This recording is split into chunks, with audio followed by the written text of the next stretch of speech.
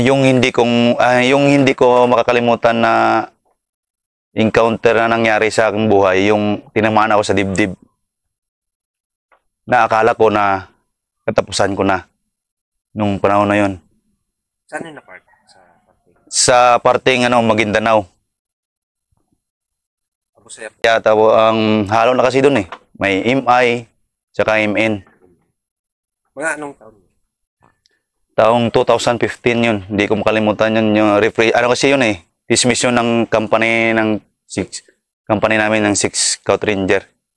Okay, pero paano nangyari yun? So, yung umaga pa lang noon, nag-debriefing na yung bawat company commander namin na may mission order na kami noon pagdating na parang namin noon galing Bulacan.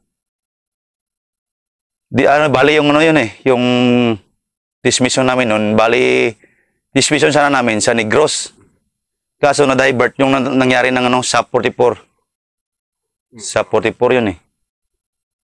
Pagdating namin sa Awang, hinahol kami agad ng ng 6 division papuntang Maguindanao, doon sa munisipyo ni Ampatuan. Doon kami tinambay. Nang kumagahan noon, binigyan agad kami ng misyon. Yung mga CEO namin pinatawag. Tapos pagtapos ng debriefing ng CEO namin, nag-permission kami. Tapos i-disseminate ni CEO kung anong nila doon pinag-usapan. Yung unang sinabi ni CEO, may may mission na. Na yung unang binanggit niya, yung blocking forces lang daw yung 6 company. Tapos yung kabari namin noon, mang Minoy effort nun, hindi ko makalimutan, yung Marines ata yung mini effort nun eh. Blocking kami noon. Tapos nung araw na yun din, may nag-ooperate din na 33rd IB yun eh. Tapos nung bandang alas 2 ng hapon, gunner ako. Gunner ka. Sinong platoon sergeant mo? Platoon leader mo? Yung platoon sergeant ko yung team leader ko dati yun, si Master Batbat. Kaso nung nagkulang yung gunner namin sa command, sobra man ako sa team namin.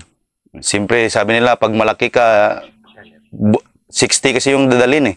Mabigat. Tapos yung bala, 1+. Ako yung designate yun.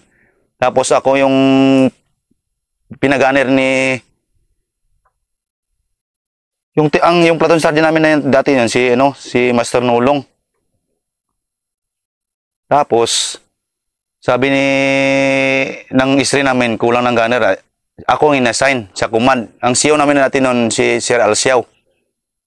Sabi niya, doon ka gunner kay Sir Alciao, sabi niya. Sabi ko, okay. Tapos, nung alas 2 ng hapon yun, na-encuentro yung 33rd.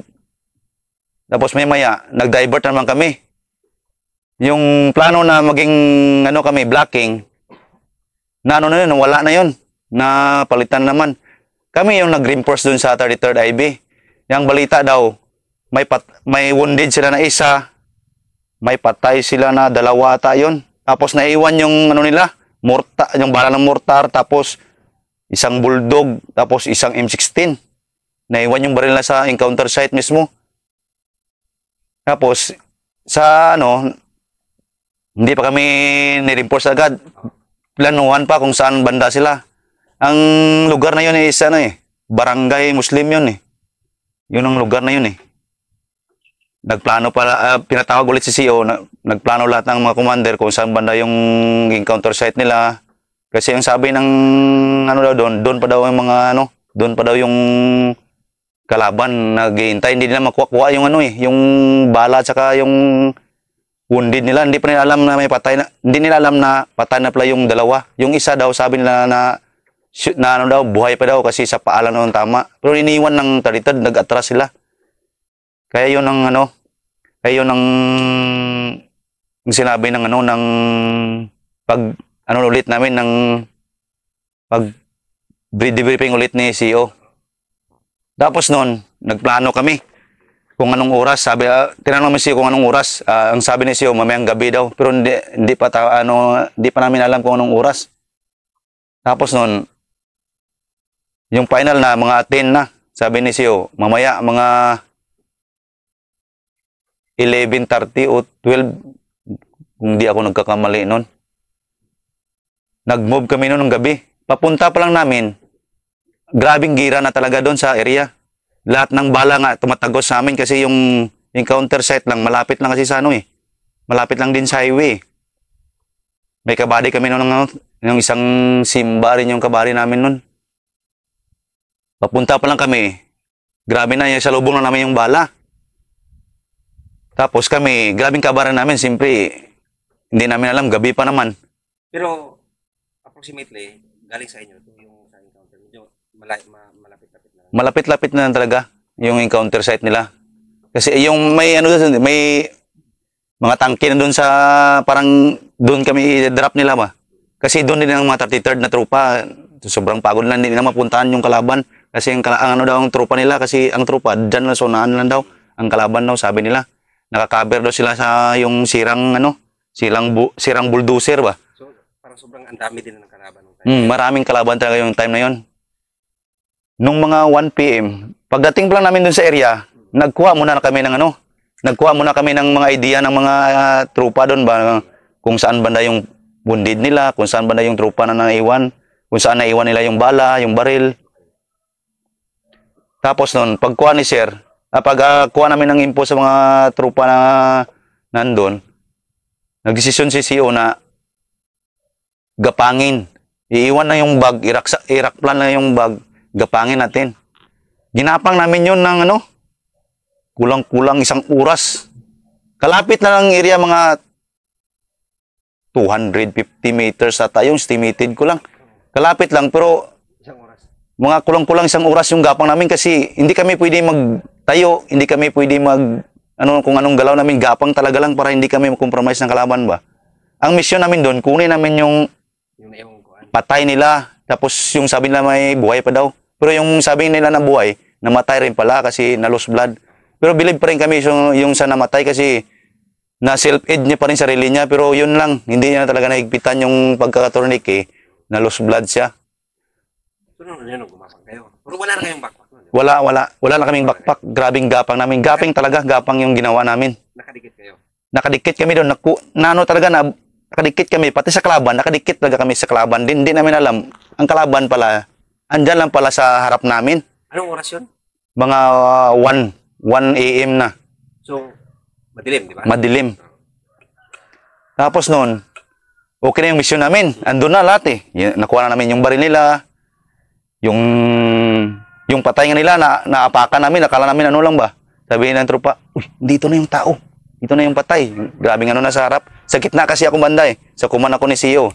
Pero narinig ko lahat ng usapan ng tropa. Kaso, yung hindi namin alam, yung kalaban pala, dyan lang pala din na nagpapahinga rin pala. Nakatulog din siguro ba? Sa sobrang, namin, siyempre, kung gabi, hindi mo rin maiwasan na, kahit ungong lang ba?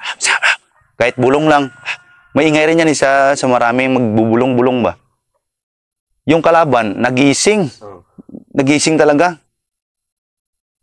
Yung XO namin, si Rauman, siya nag-guide dun sa harap na tawag sa radyo, sa yung maliit na radyo na okay na, nakuha na yung recover. Maya-maya.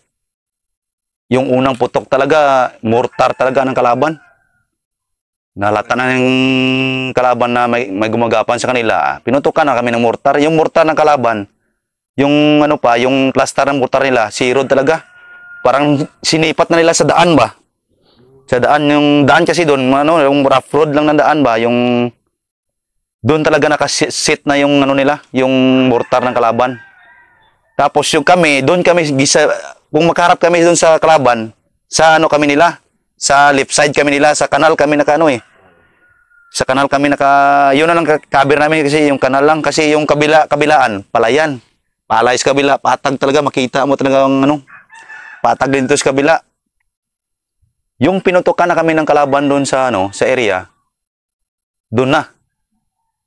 Pag nag-drop kami, hindi namin makita kung saan banda mortar eh. Kung saan galing. Oo, kung saan galing. Nakiramdam na muna kami. Pag Mga after mga 10 seconds siguro din yun. Nag-reply ulit ang kalaban. Kadaming bala talaga yung reply nila. Makikita namin lang yung bala na tracer lang.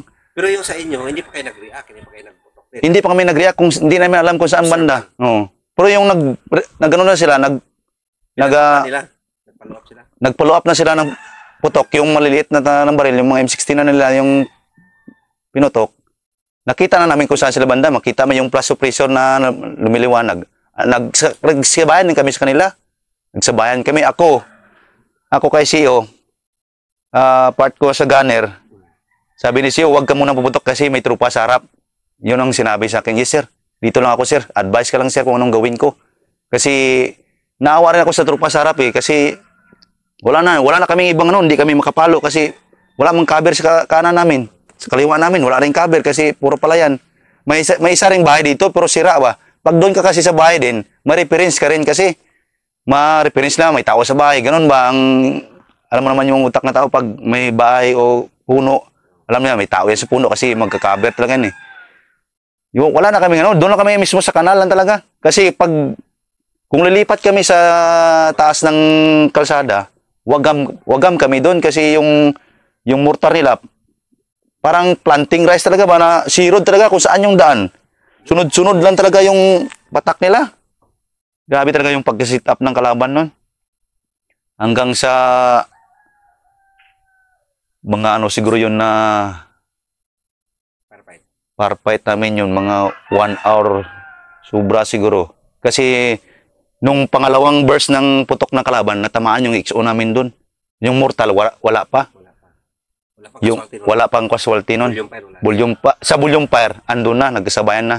Pero yung sa Bulyong Fire kasi, yung trupa nagdadrop.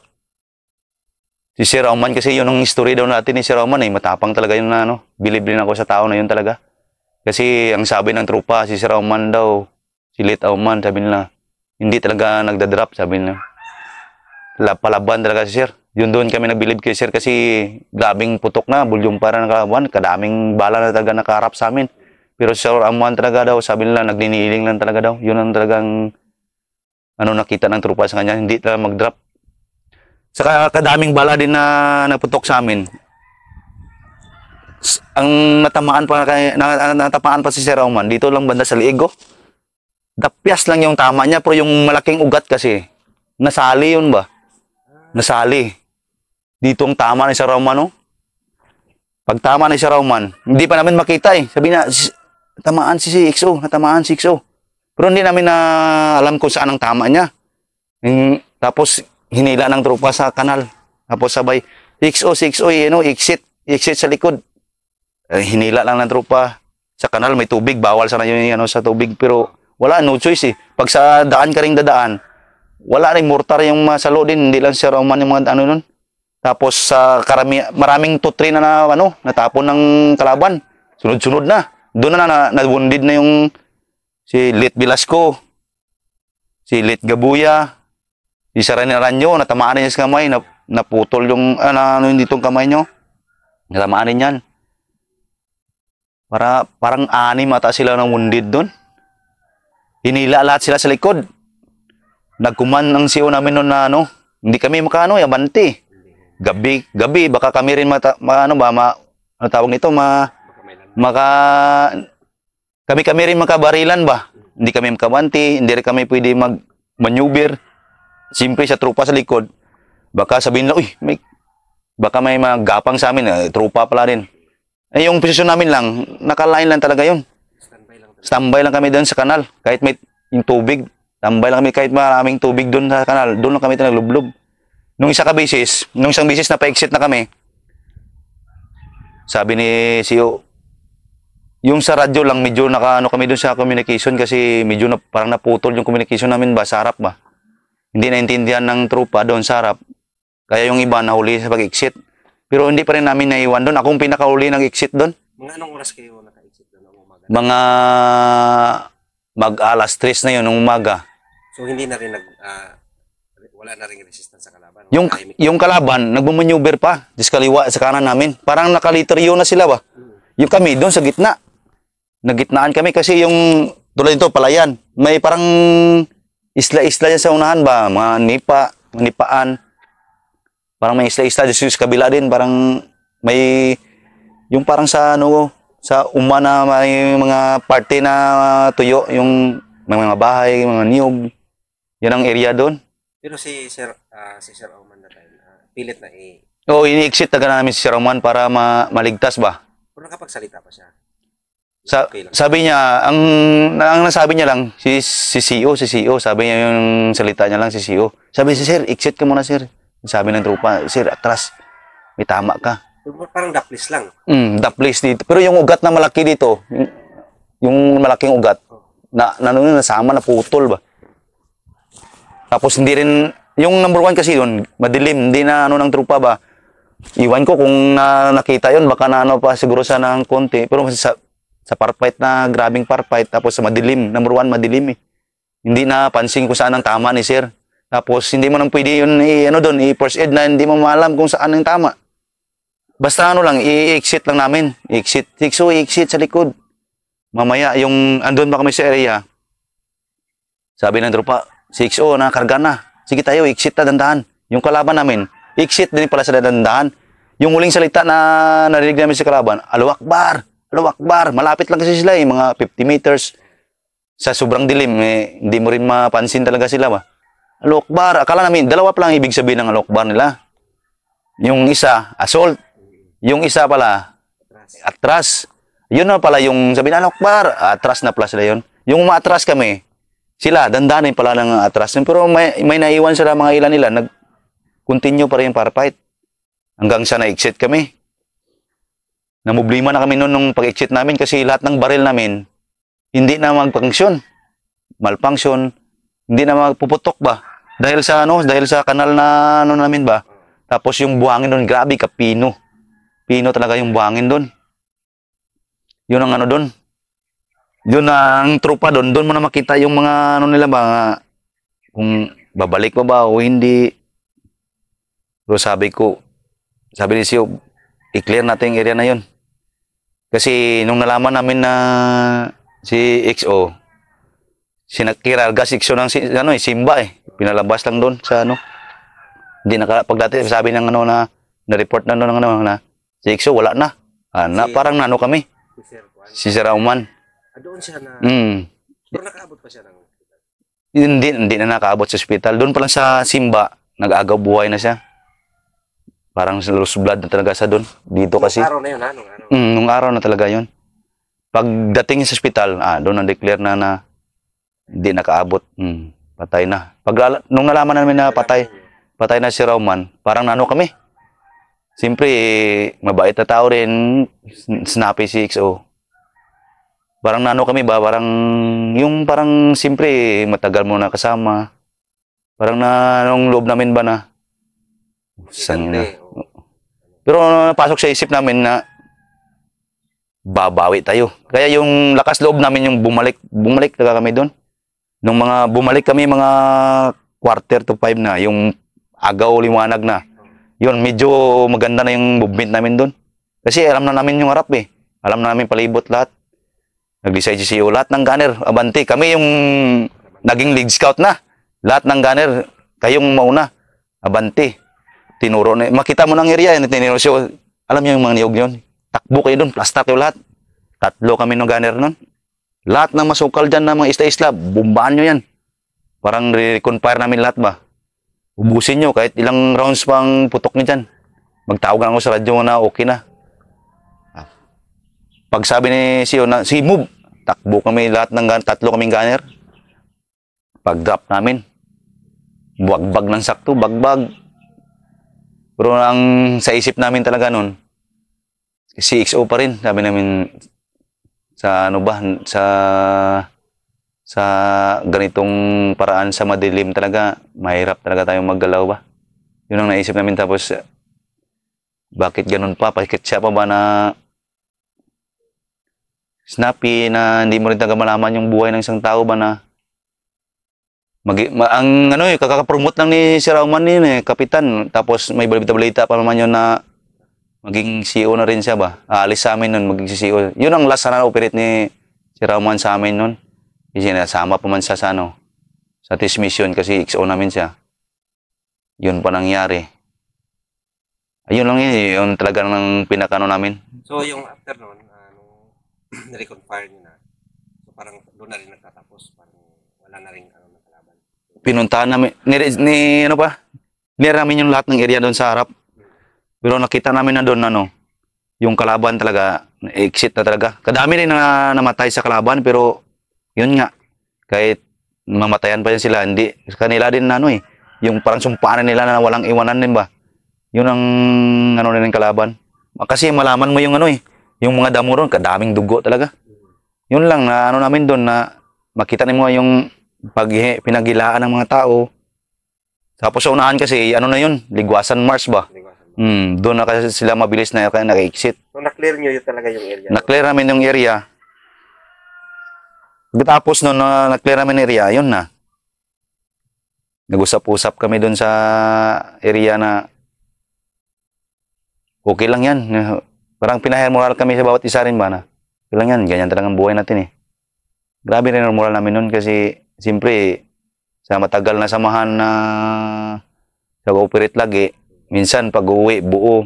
Yun ang nangyari lang talaga na biglaan na na insertion na talaga. Yun pa nangyari. Si Sir Auman pa yung nadali. Pero yung mga wounded that time na Oo, pero nauna yung si Sir Auman na pina-priority siya kasi talaga yung marinig mo sa kanya, yung gaganon-ganon siya. Yung parang manok na ginilitan ba? Yun ang narinig namin sa dilim ba? Ganon-ganon sabi. Hindi namin matingnan din kung saan ang tama. Hindi na rin siya makapagsalita. Hindi rin mga pagsalita. Parang hungaw na ba na yung boses niya, parang na magsalita siya, parang yung words niya, parang ganon na. So nasiparate, pala siya? Hindi kayo talaga din na... Sa siya sa unang section siya. Pangalawang section. Unang section, pangalawang section. Pangatlo ko sa gitna ko, ako kasi yung command eh. Bali, 4 kami na yun section eh. Buong kumpanya. Tapos hindi rin kami makakamaneuver sa sitwasyon na madilim. Tapos walang cover. Yun ang una namin na enkwentro. At that time na po, mga after 1 week ata yun. Yung kalye na yun, doon naman kami sa kabila nalipat. Debriefing naman si CEO na may area naman tayo pupuntahan. Pero doon pa rin na part. Doon pa rin yun na part. Yung dito crossing Muslim, sa dulo na naman siya. Yung kabilang kalye na naman ba na daan. Dugtong pa rin yung mga daan na yun.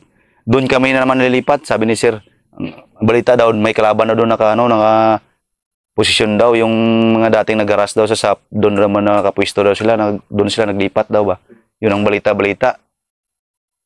Ang kabali namin doon, Sibin Company.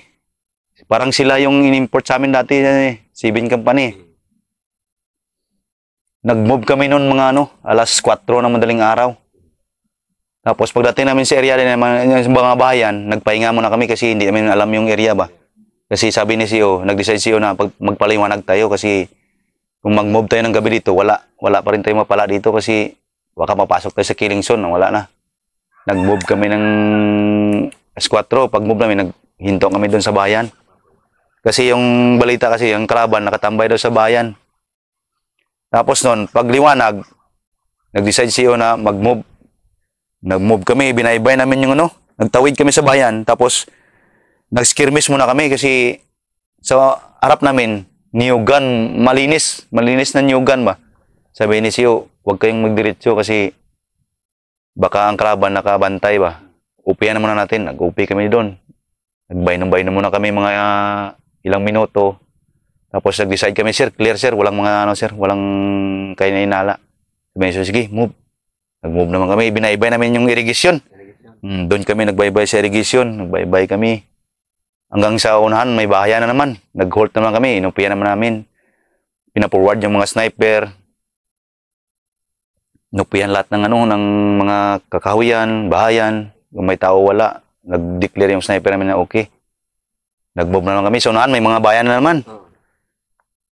Bago kami nakarating sa pangalawang bayan, may dinaanan kami ng manok na huluano, 2 manok. Grabing away, kahit dumaan na kami, hindi sila maawat. Yun pala, yun ang sinyalis din pala ng manok na yun. Tapos sabay halt, nag-halt kami kasi yung 7 company, may nag-text daw sa kanila, nakikita na daw kami ng kalaban. Nagtawag yung CEO ng 7 company, halt muna kayo. Nakikita tayo ng kalaban, yun ang sabi. Nag-halt kami. Yung manok pa rin doon, sige pa rin nag-away. Hanggang sa lumayo pa rin sila, away pa rin yung manok. Yun palang, ano talaga, hindi namin napansin lang ba, na may mga sinyalis pa rin yung mga, yung hindi natin mapansin-pansin minsan. Yung mga, Nakapokus tayo sa oo. operation eh. Pag forward namin, hindi pa kami nakarating sa bahay. May nakita na kami sa malayo, mga estimate ko mga 400 meters o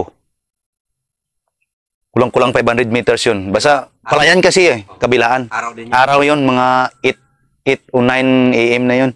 Araw. Nakita namin, sabi niya, may kabayo. So, nagkakabayo mga tao. Sabi niya, kalaban na yan siguro. Yung sa ano namin kalaban lang siguro yan. Kasi iba yung galaw niya, mabilis Mamaya may tumakbo na, namin kalaban talaga yan. Sabi namin, kalaban talaga yan. Nung pag malapit na kami sa bayan, andun na. Binirahan kami doon ng naunahan kami. Kadaming kalaban talaga doon na bangga namin. Mga estimate namin siguro, estimate na namin siguro doon, mga 50 sobra doon ng kalaban namin. Di parpet na naman. Doon ako natamaan sa dibdib, doon na sa mismong pagparpait namin. Pumunta kami doon sa irigasyon, doon kami nagtago kasi wala nang cover Yung sa kabila, bahay naman dito sa kabila. Palayan man. Volume fire kagad yung kalaban. Volume fire na ng kalaban doon. Doon piti na. Doon sa irigasyon kami nakaiga. Pangalawa sa team na ako nasampak noon, sa team. Gunner pa rin. Gunner pa na ako sa team. Ang platon sergeant namin noon, si Master Tual. Master Tual yung platon sergeant namin noon, siya nang dadala. Grabing parapait na yun. Yung nakakover na ako doon sa may, sa may irrigation na yun, doon ako natamaan sa dibdib. Na naka-drop na nga ako. Swerte din, buinas din yung buinas din yung bala ko na 1,000. Yung, siyempre kung gunner ka, yung bala dito man nilalagay. Kasi, mabilisan yung mabilisan yung kuha. Tapos nun, yung tinamaan ako, hindi na ako gumalaw. Pinakaramdaman ko kung may hapdi ba o mamaya wala na akong hininga ba. Yung hindi talaga akong gumalaw nung tinamaan na ako. Pero naramdaman mo na? Naramdaman ko talaga mainit Yung parang purburan siguro din na nasama. Kasi yung bala ko dito sa dibdib, pumutok na rin. Pumutok rin ba? Akala ko pala dati sa unang-una, hindi pala puputok yung bala kahit matamaan mo. Puputok rin pala yan. Yung bala ng 60. Pumutok sa dibdib mo? Yung bala na dito talaga tinamaan ako, sintro talaga yun. Oh, sintro. Pero yung bala na tamaan sa dibdib ko, pumutok rin yun. Pero yung putok niya, parang lang ba, yung parang triangle lang ba, gano'n na. Puro malakas din kung matamaan ka sa laman-laman. Papasok din kung matamaan ka sa laman-laman. Yun ang talaga sabi ko, di ako gumalaw. Tapos, mga after 10 minutes siguro, doon ako, ang unang-una, yung hininga ko talaga na pinakaramdaman ko, baka mas shortage ako sa hininga. Big sabihin, may tama talaga ako. Sabi ko, wala man. Pero, bakit di mo naisipang tanggalin mo na? Kasi, Kasagsagan ng putok. kasagsagan ng putok. Sabi ko, hindi ako makareact kasi dahil sa ganun, yun nga, sabi ko, puta, muntik ko. Kung nakagalaw ko siguro ako ng konti, sa ulo ako siguro natamaan. Kasi yung tama ng bala, pag ganun nakaiga man ako. Oh. Tapos yung tama ng bala, pag ganun ba? Oh. Padibdib diretso. Kung gumalaw ako siguro, wasak talaga yung ulo ko. Yun ang naisip ko ba. Pero nung pagtama sa akin, nung una tumingin talaga ako sa langit. Sabi ko, hindi ako gumalaw, tumingin ako sa langit. Sabi ko, iisip ko si Lord agad Sabi ko, Lord, Sana hindi malala. sana, mamaya, sabi ko, okay man. Doon ako gumalaw. Kinapkap ko lahat ng dito sa dibdib ko kung may dugo ba, ganoon ko, wala. Sabi ko, hinubad ko na nung bala ko doon. Doon ako umupo. Umupo na ako doon sa higaan ko. Nung nakahiga ako, umupo na talaga ako kasi hinubad ko yung bala ko eh. Isa-isa. Tapos hinubad ko rin yung uniforme ko, tinignan ko talaga kung may tama ako eh. Tapos yung bag ko rin, natamaan din yun. Sabi ko, swerte ko pa. Si Master Tual ngayon, doon ko... Nung chinik mo dito, wala. Wala. Yung link ko na 3, putol yun. Yung 3 link ba? Di ba makasapo-sapo yan? Putol. Yung pang-4, Naiwan. yun ang buo. Pero may tama ng ano. Doon pa yung bala mismo. Lead? Oh, yung lead ng bala. Dumikit. Dumikit yung lead ng bala doon sa link ko. Yun ang bala na yun. Doon sa bahay ngayon doon. Parang sinuvinir ko talaga yun. Sabi ko, swerte talaga itong pati yung lead doon din. Hindi ka talaga para sa akin. Hindi para talaga sa akin. Sabi ko. Tapos yung platoon sa din namin, doon ako nag-believe din. Kasi si Master Tual, doon ako nag-believe sa kanya. Yung siya lang mismo nakatayo doon sa taas eh. Sabi ni Master Tual, lahat ng gunner, tulungan yung isang team sa harap. Kasi yung isang team namin, doon ang focus ng kalaban talaga. Sabi ni Master Tual, lahat ng gunner, forward. Nung nakita ko Master Tual, doy, akit ito forward, tulungan mo sila. Doon ako lakas loob na kasi sabi ko, hindi para sa akin itong enkwentro na ito na kamatayan ko. Sabi, yun ang sinabi sa sarili ko. Kung para sa akin to, kanina, wala na ako dyan. Patay na ako. Sabi ko, doon ako lumabas yung lakas loob ko na. Sabi ko, hindi ako mamamatay dito. Yun ang talagang sa isip ko. Tumakbo ako sa harap. Doon ako, pumantay ako sa team namin. Doon ako nagbagbag. Sabi ko, dito ako gaganti sa inyo. Doon talaga sa isip ko, doon ako, grabe. Ang naubos ko doon, mga 800 rounds yung naubos ko doon eh. Oo, para ma-sustain ko lang yung kasamaan ko ba. Yung kalaban yun, umatras.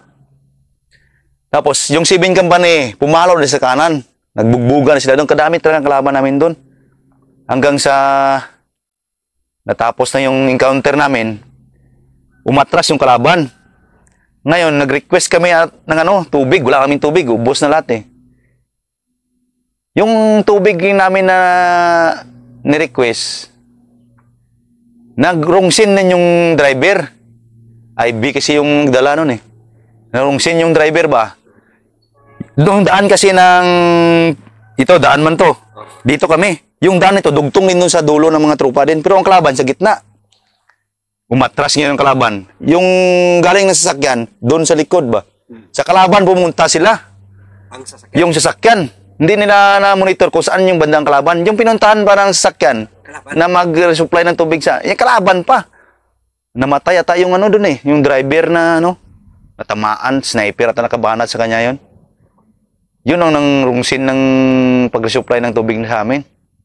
Kami, abanti kami ng banti. Para i-reinforce na naman yung tropa na doon na clog up doon sa kasi hindi sila makaalis doon eh. Yung kalaban, na-divert na naman dito papunta sa sa mga manggahan tapos papunta ng Ligwasan Mars yung naman. Nag-request kami ng kanyon. Yun ang believe din kami sa noon dati sa mga Altalyari doon sa Maguindanao kasi lahat ng target na pinatakan nila sure ball talaga. Natamaan talaga yung mga kalaban doon, naiwan yung mga bala ng tutri nila, naiwan yung mga bag nila, yung mga chinilas, ang mga tira mo na kung ma-search mo yung tamaan ng kanyon, may mga dugo. Kadaming dugo talaga. Sakto talaga. Kaya believe kami doon sa mga artillery doon. Pag clear namin, kitang-kita talaga namin na Syaro, sabi namin, Syaro, walang na. Pero makita mo kasi yung tao na parang hinihila na lang nila ba, yung makita mo yung mga dugo na bakas nila. Yun ang nahay moral kami doon sa mga artillery doon sa Maguindanao kasi si Rod talaga. Tumpok talaga yung nila. Grabe kasaya namin nung pag Okay yung namin kasi buo kami yung pumunta doon. Ang pagbalik namin, buo. Yun ang masaya kami doon kahit sa part ko din, masaya rin ako kasi nasabi ko nga, hindi para sa akin yun, sabi ko. Yung araw na yun, hindi para sa akin yung bala na yun.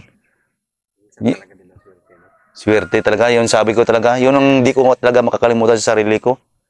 At magpapasalamat din talaga ako sa bala ng na yan.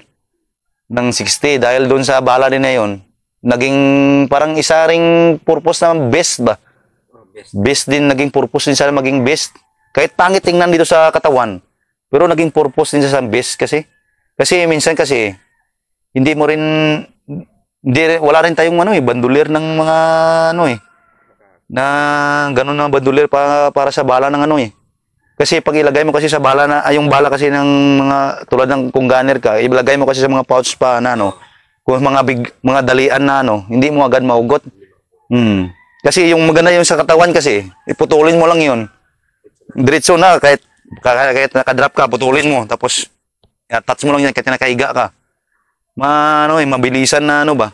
Pero yung, lang doon, nakakaiba rin doon sa madaling kalawangin lang yung bala. Pag nasa katawan. Pinaka-expose. Oo, kasi sa pawis mo, doon kasi yun ang kaibahan lang paglagay ng bala. Kung gunner ka. Yun talagang papel ko dati, gunner eh. Simula naging private ako hanggang 9 years ako naging gunner. Yung kasi mga senior dati daw, pag malaki yung katawan mo, doon siya malaking katawan yun. Kayang-kaya yan. Sabi ko nga po, katawan pala yung kapital ng gunner. Pero idol ko rin dati kasi yung gunner na yan. Kasi yung mga kabataan dati, yung mga Rambo-Rambo, yun talaga idol ko talaga siya. Pero nagkaedad ako, masabi ko rin mabigat talaga rin ba? Yun ang hindi ko makakalimutan sa sarili ko na experience ko na hanggang ngayon, hindi mawala-wala sa isip ko. Na pasalamat lang ako kay Lord na hindi pa talaga oras. Pasalamatan mo yung bala. Pati yung bala talaga. Yun din talaga naging kasangga sa buhay ko rin yun. Hanggang doon pa rin yun sa bahay ko. Baga tuwing yung lead. Tsaka, kinuha ko yun, mga 5 ata yun na link. Dito yun. Nakasagi pa siya ng 2. Bago dumikit ba? Bago dumikit yung lead. Sabi ko, swerte. Yung bala na yun parang important. Kasi malaki yung lead niya yun. Kung M16 lang, hindi. May makaputol-putol sa link ko. Important din yung lead na yan. Okay. Dito tayo sa